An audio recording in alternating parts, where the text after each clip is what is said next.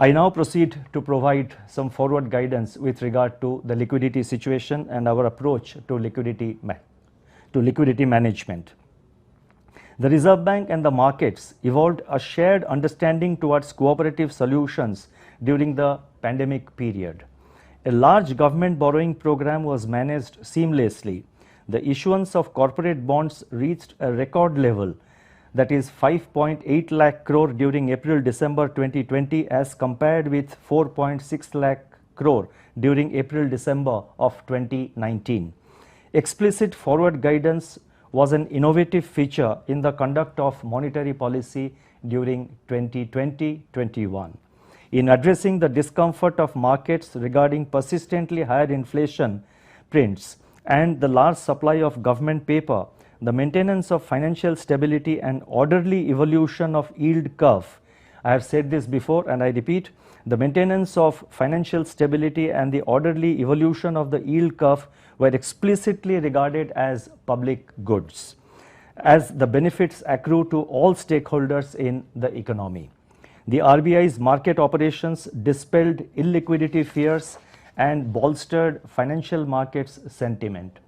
Convinced by RBI's communication and actions, market participants also responded synchronously and cooperatively, which bears testimony to the effectiveness of our forward guidance.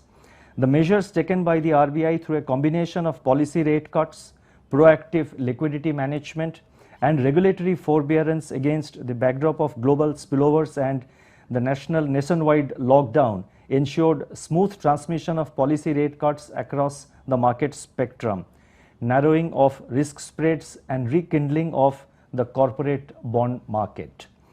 In G-Sec market, in which risk-free benchmarks evolve, a record low weighted average cost of 5.78% and an elongated weighted average maturity of 14.9 years testify to the credibility of monetary and liquidity management operations of the Reserve Bank of India.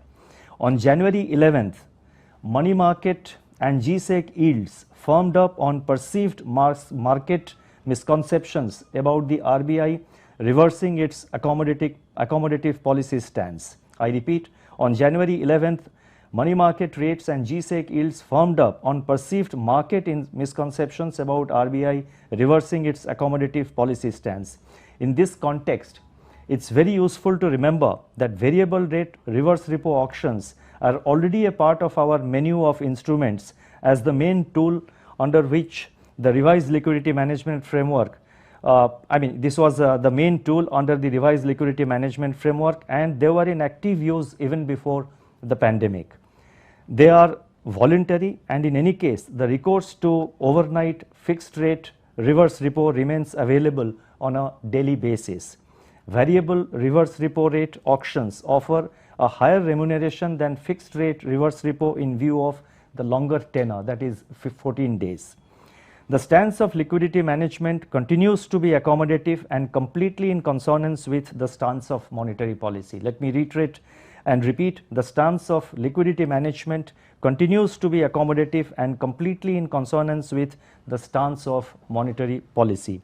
The RBI stands committed to ensure the availability of ample liquidity in the system and thereby foster congenial financial conditions in the recovery to gain traction. It would be worthwhile to note here that reserve money rose by 14.5% year on year on January 29th, led by currency demand. Money supply, that is M3 on the other hand, grew by only 12.5% on January 15th, 2021. Since early November 2020, international crude prices have risen following optimism on back of vaccination and news on additional policy stimulus. These factors have engendered a return of risk appetite and an intensified search for returns, resulting in surges of capital flows into emerging market economies like India and consequent increase in volatility in financial markets. The RBI has, however, proactively taken steps to insulate domestic financial markets from global spillovers and consequent volatility, while ensuring comfortable domestic liquidity conditions.